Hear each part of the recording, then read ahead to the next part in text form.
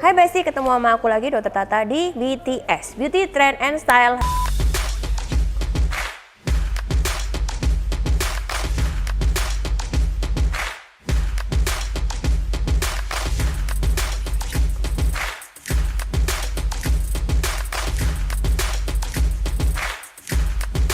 Hari ini kita mau bahasin apa? Coba kita tanya sama manajer aku yang nggak guna-guna banget. Bahaya efek polusi pada kulit apa dong?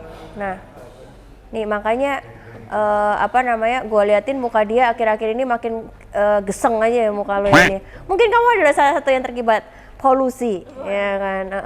Jadi Besti ya, kita kan tahu polusi itu akhir-akhir ini polusi. Jadi banyak yang masuk rumah sakit dan sebagainya. Nah, kita hari ini mau bahas khusus untuk kulit, ya. Jadi sebenarnya kulit itu adalah organ pertama yang terdampak polusi karena kulit itu adalah organ yang melindungi tubuh kita sebelum polusi itu masuk ke organ-organ lain seperti paru-paru dan lain sebagainya. Jadi dia itu yang terdampak duluan, gitu. Nah, dampak polusi yang kalian mungkin nggak tahu yang pertama kali adalah iritasi kulit nih. Ini mulai dari iritasi kulit ya. Jadi kayak mulai merah-merah kulitnya, terus gatel-gatel, udah mulai kering. Nah itu tuh biasanya salah satu dampak polusi. Di samping mungkin kalian juga ada polusi yang lain seperti mungkin karena deterjen, karena pembersih keramik yang ada di rumah dan pembersih lainnya lah ya. Dan selain itu ada juga mungkin kalian alergi terhadap kulit kosmetik, karena kosmetik itu juga termasuk salah satu bahan-bahan kimia yang bisa menyebabkan iritasi gitu ya. Jadi pertama kali itu dimulai dari iritasi dulu. Kemudian kalau iritasi itu berlanjut, nah itu akan menjadi namanya alergi. Nah alergi itu bisa kalian lihatin ini mulai rada bentol-bentol, terus mulai rada merahnya tuh jadi kayak ada panas-panasnya kayak gitu-gitu, dan diperparah dengan adanya misalnya kalian faktor stres, terus kan sekarang nih cuaca kan panas dingin kan. Nah itu jadi memperparah nih, jadi awalnya cuma iritasi, lama-lama jadinya alergi gitu. Plus kalau misalnya kalian pakai kosmetiknya juga lama nggak dihapus-hapus, jadi awalnya iritasi, kalian pakai kosmetik lama lagi jadinya malah jadi alergi dan harus membutuhkan obat-obatan tertentu gitu. Itu dampak polusinya. Terus yang ketiga adalah jerawat. Jadi jerawat itu polusi itu bisa menyebabkan peningkatan produksi sebum.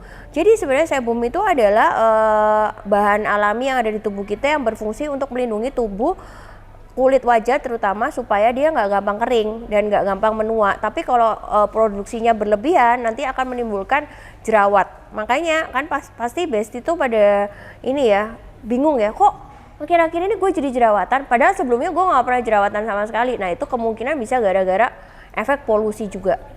Nah terus kemudian yang keempat adalah terjadinya penuaan dini pada kulit kita, itu udah pasti ya. Biasanya kita mulai mengeluh kenapa sekarang ada polusi, jadi ada kerutan-kerutan halus di bawah mata, terus kemudian kulitnya jadi gampang kering, terus kemudian jadi gampang keriput.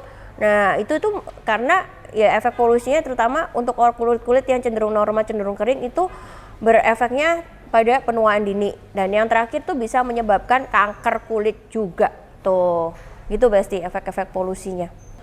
Terus cara mengatasinya itu gimana dok tipsnya?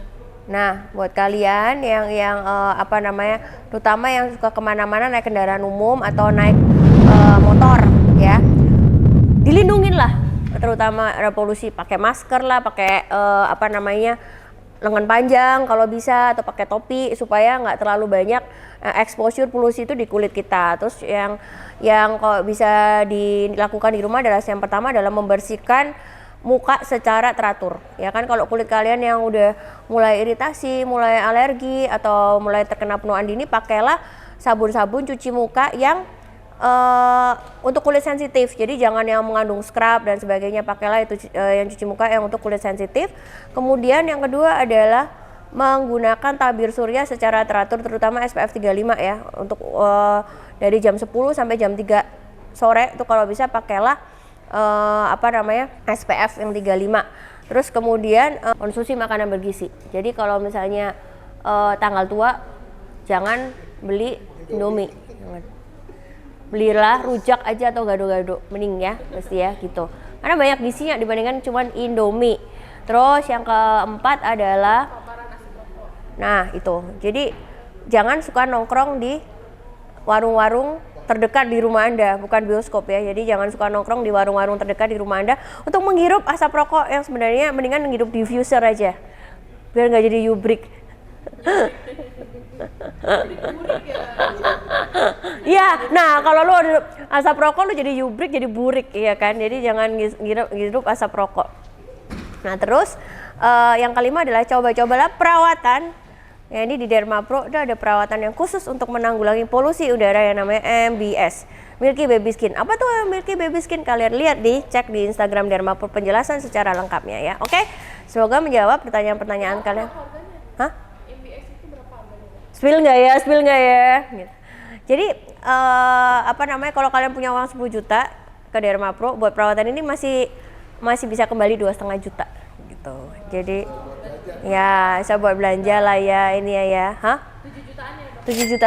Diskon nggak dok? Tapi kalau kalian mending seperti manajer aku, mendingan kalian beli aja set perawatan di Dermapro, itu juga bagus ya, karena perawatan kita juga mengandung stem cell. Oke, jadi banyak sekali pilihan perawatan yang penting yaitu tadi ngelindungin sebisa mungkin. Pakailah masker segala macam, cuci muka, hindarin asap rokok, sama makan makanan yang bergizi. Oke? Sampai ketemu di episode berikutnya. 아침을 깨우는 네 목소리 머리를 빗는 네 빗소리 밖엔 비가 오나 봐 들리는 빗방울들이 땅에 떨어지는 소리 전해지는 전생고 대체 뭐